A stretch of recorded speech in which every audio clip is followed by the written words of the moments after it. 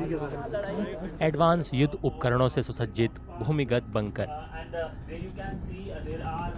वास्तविक समय की खुफिया जानकारी से एकीकृत कमांड रूम, दुश्मन के ठिकानों पर तोपों से निशाना, चौबीसों घंटे निगरानी प्रणाली चालू, हवाई खतरों का मुकाबला करने के लिए तैयार एयर डिफेंस बंदूकें। इस तरह भारतीय सेना जम्मू कश्मीर के कुपवाड़ा में नियंत्रण रेखा पर ऑपरेशन सिंदूर के दौरान अपनी जमीन पर डटी रही और सटीकता के साथ दुश्मन पर जवाबी हमला किया। सीमा पार से गोलाबारी रुकने के बाद सेना ने अपनी शक्ति और संचालन की कुछ झलकें दिखाई। सावधानी पूर्वक योजना, पूरी तैयारी और अत्याधुनिक रक्षा बुनियादी ढांचे, ये सब भारतीय सेना की प्लानिंग का हिस्सा हैं। सीमा पार से भारी फायरिंग की वजह से बंकरों का बंदोबस्त भी समय रहते कर दिया गया था। बंकरों के अंदर तैनात सैनिकों के पास जीवन रक्षा किट, बिस्तर, पानी, राशन, दवाई और सुरक्षित संचार लाइनें हर समय सुरक्षा और युद्ध की तत्परता सुनिश्चित करने के लिए उपलब्ध थीं। As you can see, this particular shelter is hardened from all directions, including the entrance itself. The entire shelter is buried underground. These kinds of shelters are present in all our posts along the forward areas of the line of control and were occupied ever since 25th of April.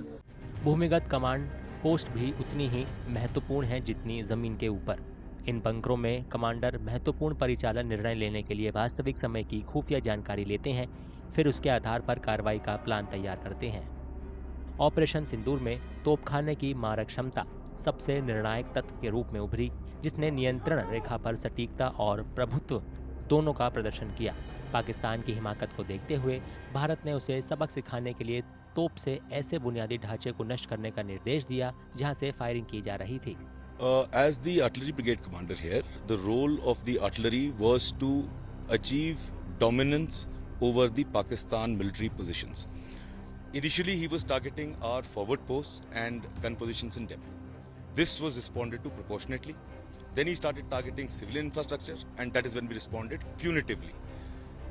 What this means is that his entire ecosystem, which he was using to target civilian infrastructure, we struck them at multiple places at the same time, and he had no answer for that. इस तरह से सेना की वायु रक्षा प्रणालियों ने भी इस अभियान में महत्वपूर्ण भूमिका निभाई, जो सीमा पार से संभावित हवाई खतरों के खिलाफ सुरक्षा कवच के रूप में काम करती है।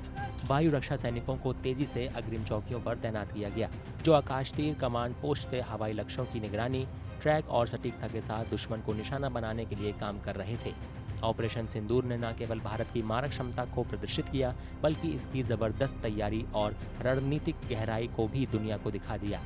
भूमिगत कमांड सेंटर से लेकर गरजने वाले तोपखाने और सतर्क हवाई रक्षा तक भारतीय सेना ने साबित कर दिया कि वो हमेशा तैयार है दुश्मन की ईंट से ईंट बजाने के लिए।